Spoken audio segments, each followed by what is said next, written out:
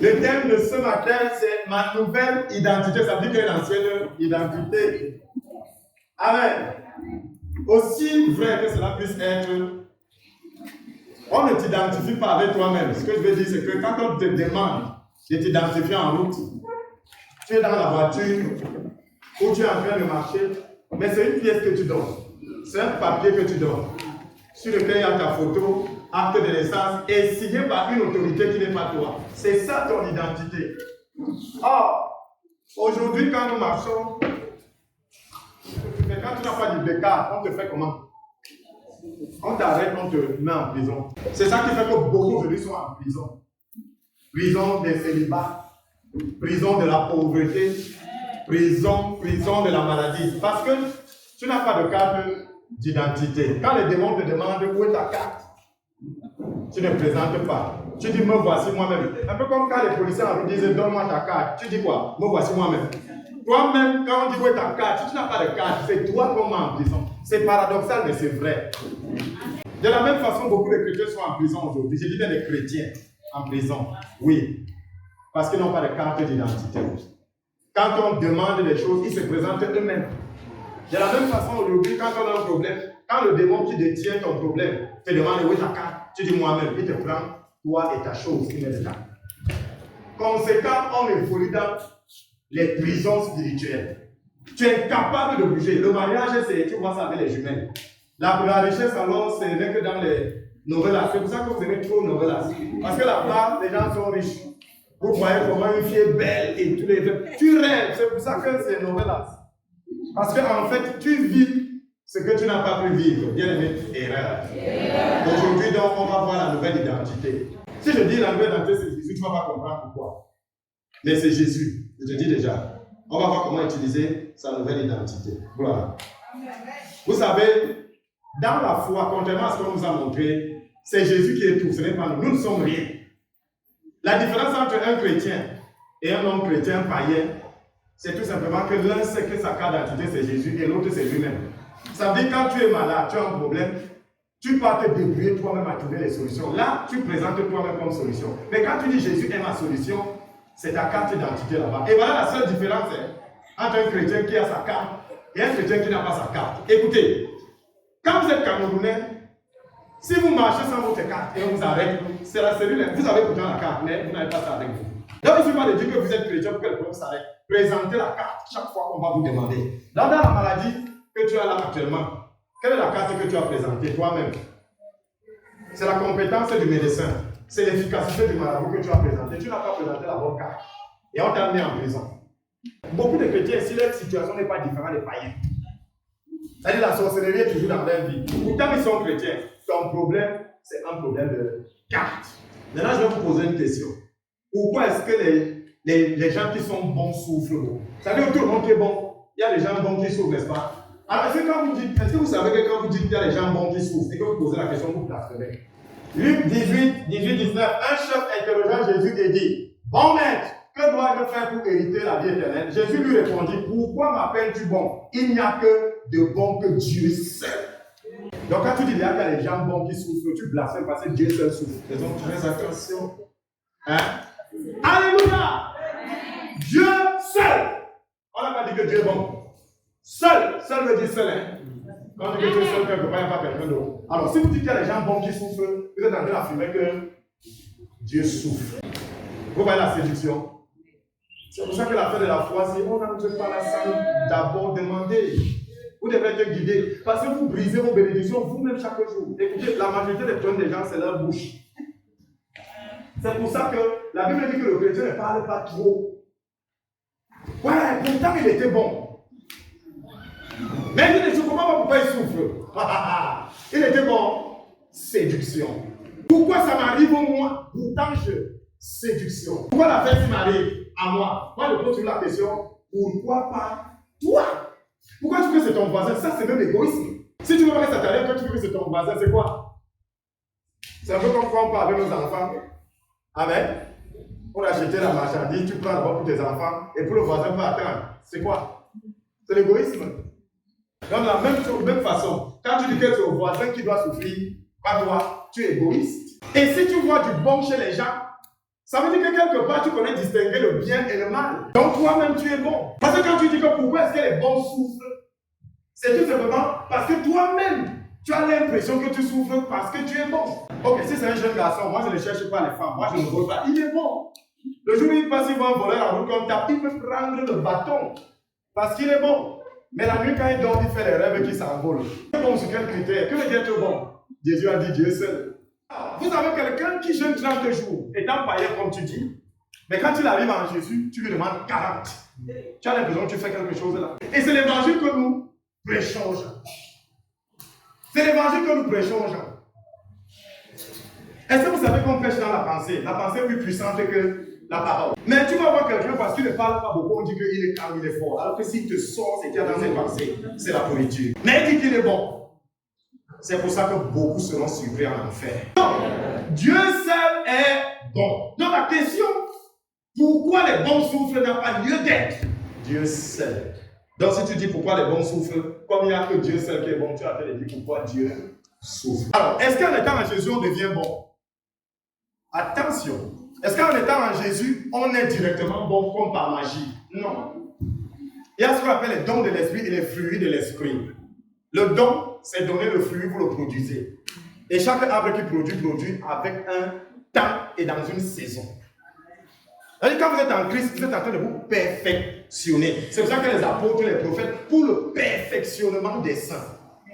Donc, est-ce que Jésus est venu nous rendre bons? Attention, ma réponse va te surprendre. Non. Mais quand tu es en Christ, tu deviens bon. Je m'adresse ici aux gens. Jésus n'est pas venu nous rendre bons. Jésus est venu nous donner la vie. Parce que nous étions morts. La différence entre un cadavre et un être vivant, c'est l'odeur. Pour enlever l'odeur, là, donner seulement la vie. C'est pour ça que ça va quitter de ce qui sent mauvais à ce qui ne sent pas. Donc Jésus n'est pas venu nous rendre bons. Jean chapitre 20, 31. Mais ces choses ont été écrites afin que vous croyiez que Jésus est le Christ, le Fils de Dieu, et qu'en croyant vous ayez la vie. Simplement en croyant, pas en faisant. Nous sommes tous morts au péché. Il est venu nous donner là. Donc, si tu veux devenir bon, tu as encore du chemin. Maintenant, vous voyez quelqu'un lundi, il est content, mardi, il est énervé. Mercredi, il est content, jeudi, il rentre. Si c'est un chrétien, il doit vous dire quoi? C'est difficile. Et c'est ça dans le spirituel. Un chrétien qui lundi, ça va, mardi, ça ne va pas, mercredi, c'est bon. Le mois-ci, il est comme ça. Le mois d'après, il se lève un peu un petit matin, après, la dépression vient. Vous lui posez quelque chose qui ne va pas, il vous dit quoi? C'est tout ce qui est extérieur qui nous influence. Allez aussi poser la même question au païen, pourquoi tu es comme ça? Il va te donner les mêmes réponses. Le chrétien donne les mêmes réponses, le païen donne les mêmes réponses. Voilà pourquoi Satan ne perd pas le temps, il manipule seulement l'extérieur. Pourtant, vous êtes régénéré de l'intérieur. Il faut bien une distinction entre un chrétien et un païen. Si le païen est influencé par ce qui est dehors, le chrétien n'est pas influencé par ce qui est dehors. Il influence ce qui est dehors par ce qu'il a dedans. Ne vous accrochez jamais aux œuvres pour juger Dieu. Parce que tant que les choses doivent aller pour que vous alliez bien, vous n'irez jamais bien. Le chrétien doit dire, Jésus est assis, tout va bien. Alors, fort donc de cela, il y a quelque chose qui se répand dans l'église. Si je remets ici aujourd'hui, l'église ici va se diviser en 15. Il y aura les fidèles des fidèles qui vont dire, c'est notre père. Il ne veut rien entendre. Il y a les philosophes qui vont dire, bon, il était bon, mais bon, il était non. Il y a certains qui me guettent là aujourd'hui, qui souhaitent ma chute, qui vont dire qu'est-ce qu'on disait. Donc, il y a tout ça. Quelqu'un fait un accident, il y a une raison. Voilà, c'est un homme de Dieu qui est mort au Nigeria. Ça a déjà fait la une des journaux. Bien aimé, nous tous on va mourir. Bien. Montre-moi une façon de mourir. Je vais prier Dieu que je meurs de cette façon. Il n'y a pas de niveau de mort. Quand les gens meurent, ce n'est qu'un cheminement normal. L'âge même, c'est par rapport à quoi? Qu'est-ce que l'âge? Faites attention. C'est Dieu qui définit ce que nous sommes venus faire et c'est lui qui décide. C'est lui qui permet que tu partes. Parce que la tâche que tu es venu faire est achevée. Mais nous les hommes, on appelle ça l'auto-justification, on veut toujours trouver l'explication à la mort des gens. Il est mort parce qu'il péchait trop. Nous les pasteurs, c'est ça. Des fois, il faisait trop les fétiches. Mais un type qui impose les mains, tu guéris, toi tu crois qu'il prenait ça où? Alors que c'est écrit dans la Bible. On va donc voir ce que la Bible dit. Et c'est ça nos gros problèmes. Bien aimé, le spirituel n'oublie pas. Maintenant, Luc chapitre 13, verset 1. Jésus est Galiléen. En ce même temps, quelques personnes qui se trouvaient là racontaient à Jésus ce qui était arrivé à des Galiléens comme lui-même. L'histoire c'est quoi? C'est que quand on fêtait la Pâque juive, on prenait les chèvres, les agneaux, on partait offrir un sacrifice. Amen. Et le sang là, on donnait comme sacrifice à Dieu. Alors il y avait une bande de Galiléens. Jésus était déjà là. Jésus lui-même Galiléen. Et comme c'est les pharisiens, parce que c'est les pharisiens qui lui parlent ici. Quand on disait que peut dire, est-ce que quelque chose de bon peut sortir de la Galilée? Est-ce que quelque chose de bon? Donc c'est les pharisiens qui se moquaient de Jésus, que comme tu es en train de faire là, on va te faire ce qui arrive aux Galiléens là. Et ils disaient que, est-ce que vous savez qu'il y a des Galiléens que le jour de la Pâque, ils ont amené le sang, ils ont amené les chèvres. Amen. En sacrifiant les chèvres, Pilate a envoyé ses soldats, ils les ont égorgés eux-mêmes et leurs sangs se sont mêlés au sang des chèvres. Comme pour dire que c'est le jour du sacrifice que Pilate les a tués. Est-ce que vous savez que c'est ça? Imaginez un peu qu'on dise ça. Quand on est peut-être ici en train de louer comme ça, les bandits entrent ici se mettent à nous tuer tous. Ça sera grave. Le tabernacle va fermer. Parce que quelle est cette église-là où Dieu permet que les bandits entrent et égorgent les gens? Donc, il voulait le sang. Si j'échappe alors, c'est que je voulais le sang. Donc si je meurs, on va dire qu'on vous avait dit. C'est dur. Bien aimé, c'est dur, je vous assure. C'est difficile d'être devant vous comme ça. Et donc Pilate avait mêlé le sang avec celui de leur sacrifice. Ils ont dit ça à Jésus pour dire à Jésus que, comme toi-même tu fais là, on risque de mêler le sang des gens qui te suivent. De la même façon, quand les gens meurent aujourd'hui, pourquoi ils sont morts avant le temps? Pourquoi ils sont morts comme ça? Est-ce que Dieu ne pouvait pas lui dire qu'il va mourir? C'est prophétise. Pourquoi Dieu ne lui montre pas sa mort? N'est-ce pas? Maintenant, Jésus répond donc. Luc 13, 2 à 3. Il leur répondit, croyez-vous que ces Galiléens fussent de plus grands pécheurs que tous les autres? Pourquoi ils sont morts? On a mêlé leur sang. Parce qu'ils étaient plus grands pécheurs que les autres? Parce qu'ils ont souffert de la sorte? Non, mais les morts brutales, ça ce n'est pas Dieu. Jésus dit non. Pas mieux que mettre ça en rouge. Croyez-vous que ces Galiléens fussent de plus grands pécheurs que tous les autres Galiléens parce qu'ils ont souffert de la sorte? Non. Quelqu'un ne meurt pas parce qu'il a trop péché. Mais si vous ne vous répandez pas, vous allez périr de la même façon. Elles peuvent périr de la façon là. Mais vous, à cause du péché que vous commettez, vous allez périr de la même façon. Que veut dire se repentir? C'est changer d'état d'esprit, vos manières de penser. Si vous ne changez pas d'état d'esprit, alléluia, vous périrez également.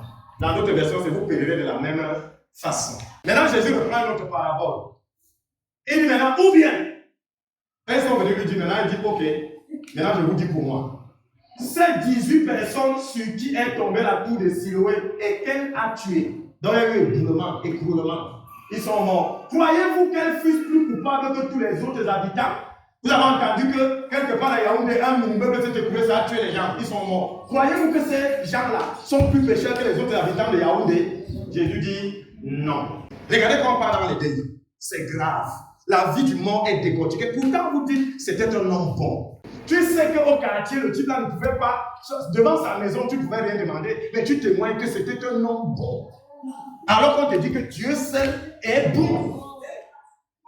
Et tu rentres chez toi, qu'est-ce qui va se passer chez toi? Va dans le deuil, tu te tais, tu dis, oh Seigneur, le deuil ici, vraiment tu l'as pris, que la gloire, que ta gloire soit accomplie dans sa vie. Tu vois même ces enfants qu'il a laissés là, oh Dieu, donne la provision. Tu rentres. Mais c'est toi qui vas aller t'asseoir, tu vas dire, on disait que au moment, il avait 2 autres femmes. Tu as vu la femme qui faisait tout le bruit là? C'était sa femme, un pervers. Un pervers. Bon, mais elle est morte, non, ça va. Quand tu rentres là, Dieu dit, si tu ne te répands pas de ça, tu périrais également. Si vous ne vous repentez pas, vous périrez de la même façon. Se repentir, c'est changer l'état d'esprit. Si tu n'as pas bien compris. Les gens de la cour de Siloé, les 18 signes, ils étaient rassemblés pourquoi? Pour autre chose que Dieu. Ces gens qui partent souvent dans les pays étrangers là, partent du Cameroun pour rester dans les hôtels, ils ne partent pas chercher Dieu, ils partent chercher le miracle. Ici, Jésus voit donc que ce n'est pas en son nom, vous périrez également. Pourquoi que Dieu est empêché d'agir? Dieu ne peut pas mettre ses ailes quand les choses tombent, ça va à côté à gauche. La loi de l'esprit de vie m'a affranchi de la loi du péché de la mort. Pourquoi que Jésus ne peut pas empêcher que les cailloux ne coulent les têtes des gens pour que ça casse? Non, il a été empêché d'agir. De la même façon, il y a les circonstances de la vie où Dieu est empêché d'agir. Dieu me dit de te dire ici que regardez un peu les lanceurs de courrier et les lecteurs de cartes, quand ils voient la venue des gens, ils tombent souvent aveugles. Parce qu'on frappe l'organe physique de ce que tu utilises spirituellement. Donc il y a des circonstances où Dieu est empêché d'agir. Oui, parfaitement. Il est au courant, mais il ne peut pas agir. Parce que tu n'es pas dans son joug, sous son joug. Regardez, Jésus a dit, venez, prenez mon joug. Il est doux et léger. Dès que vous prenez son joug, il est avec vous. Si vous prenez le joug d'étranger, c'est votre problème. Ok, il y a des choses que quand nous faisons, Dieu est empêché d'agir. C'est pas parce que Dieu est là que les choses marchent comme il veut. La prière, c'est quoi? Que ta volonté soit faite. Ça veut dire que ce n'est pas fait. Les gens que tous, Dieu, c'est la volonté de Dieu là. Zéro. Arrêtez ça. Tu viens de prier pour quelqu'un, il meurt. C'est la volonté de Dieu. Tu as échoué. Parce que si quelqu'un d'autre va venir là, il va le faire se lever.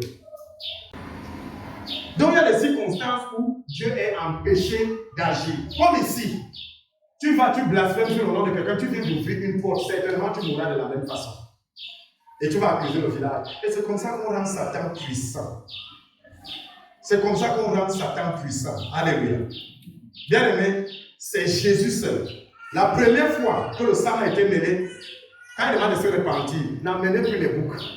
Le sang des boucs ne résout plus le problème. C'est mon sang qui résout. Donc si vous ne changez pas d'état d'esprit, c'est toujours un sang, mais le sang de Jésus est le mieux. Donc dans ce que vous faites, vous cherchez quoi? Est-ce que c'est Jésus ou bien le substitut? Ici, ils se sont regroupés pour adorer un autre Dieu. Ça peut être un homme, tant pis, mais c'est un autre Dieu. Si vous continuez aussi, si vous vous regroupez aussi pour adorer un autre Dieu, fût-ce qu'il soit pasteur puissant ou pas, répentez-vous. Sinon, un jour, on sera regroupé comme ça, là, il va frapper. Ça, c'est la préparation du réveil. Alors, dans cette lancée-là, Jésus dit donc, ok, pour vous montrer que je suis le Fils de Dieu, on va détruire Jérusalem et on va détruire le temple ici en enlevant pierre par pierre. Jésus donne une prophétie. Et bien aimé, cette prophétie est arrivée. Luc chapitre 21, du verset 20 au verset 21, Jésus dit quelque chose. Il dit, lorsque vous verrez Jérusalem investie par des armées, sachez alors que sa désolation est proche. Alors, que ceux qui seront en Judée fuient dans les montagnes. Que ceux qui seront au milieu de Jérusalem qui sortent. Et que ceux qui ne seront pas dans les, et ceux qui seront dans les champs n'entrent pas dans la ville. Donc fuyez Jérusalem. En l'an 70, la prophétie c'est très compris. Les Romains sont arrivés, bien aimés, ils ont brûlé Jérusalem. En une seule journée, il y a eu 3000 morts. Et parmi les 3000 morts là, aucun chrétien. Pourquoi? Parce qu'ils avaient respecté la prophétie ici.